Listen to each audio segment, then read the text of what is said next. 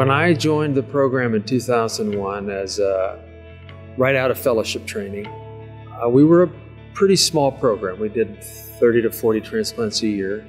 There were 2 other surgeons there. We had just started the live donor program. And remember, this was before MELD. So this was before MELD, status 1, status 2, status 3, primarily hepatitis C and cancer. Hepatitis C and hepatocellular cancer were the diseases we were transplanting.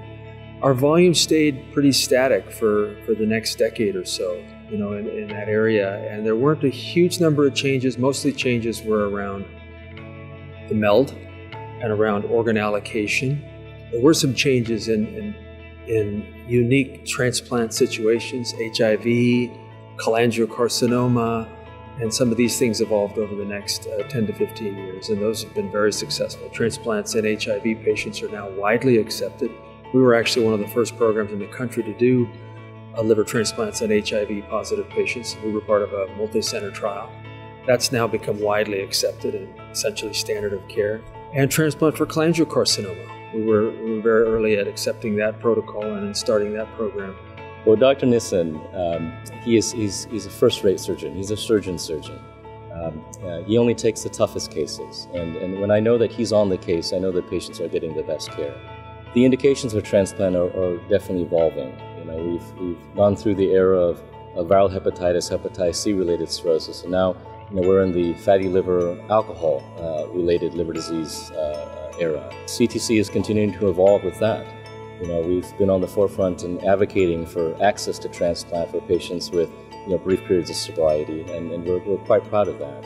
And I'm sure as treatments for fatty liver disease evolve in the future, we'll be right in the mix there as well. We have 8 surgeons right now which do kidney transplant, pancreas transplant, liver transplant, and all of our hepatobiliary and pancreatic surgery. So it's a big group. It's a very, very exciting, dynamic, collegial, and incredibly talented group of surgeons that I get to work with. The patient experience at Cedars-Sinai is always very individualized. It's always very compassionate. I think patients really like our personalized approach. They all have our cell phones. They all get phone calls from us. They call us by our first name many times. It's the ability to relate one-on-one to patients that I think has always defined our program. Every patient is unique. Every patient family is unique. Every patient's story is unique. And I think we've embraced that. Even though Cedars is a massive facility, 1,000-bed hospital, and number 2 in the country now, we treat every patient as if they're the only patient on the schedule for that day. And I think patients and families feel that. When we make transplant decisions, and our selection committee will sometimes spend 30 minutes discussing one patient because everybody on the committee realizes how important that conversation is and how important that patient is. Your liver program walks you through, oddly enough, through failing health, through trying to get on a list, through the patience of waiting for an organ, through understanding such a complex field. And then they walk you through the big surgery. Sometimes it takes multiple surgeries. And then they walk you through recovery, lifelong medication management, and it really is, it's a partnership, it's really a relationship. I mean, I can't think of another field that is like it. You become a little bit of a cheerleader. If we can just get you through transplant, this will turn around. We can get you turned around. And then to see that as healthcare providers, there's nothing like that. To be able to see that recovery and the new life and the years and years and years of life gained and the new adventures that they take on. When they come to see us in clinic, it's a family reunion. And it really is. And I think the liver transplant programs across the country know this.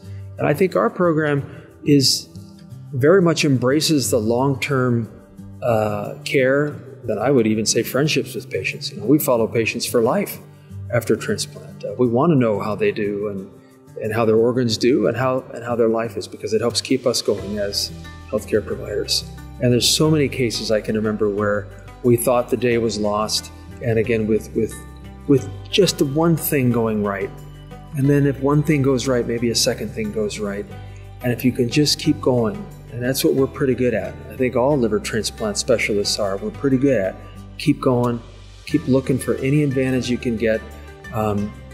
Transfusions, teamwork, surgical skill, anesthesia skill, hepatologist skill, nursing skill in the recovery area.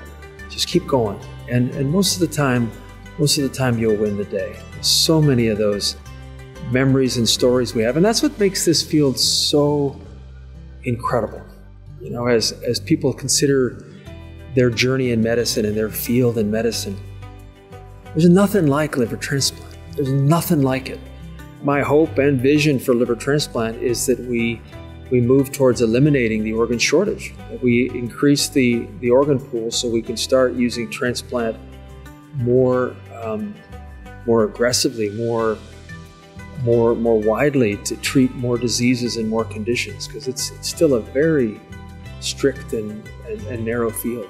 And fortunately, we're now at the brink of being able to expand organ supply through novel ways to improve organs and test organs and refine organs, some of the ex vivo mechanisms, some of the growing data on DCD organs, some of the use of organs that would previously be discarded.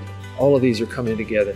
We're hoping that as the next 5 years goes by and the use of artificial perfusion systems improves, that we'll have more organs to work with, that we'll be able to screen organs better and test organs better, and fundamentally that we'll be able to have to save more lives, and cure more disease. The growth of the program over the last several years is largely due to the work of not only hepatologists, but also Dr. Nissen sort of instilling that drive among the surgical team to grow our program, to push boundaries, and he deserves a lot of credit.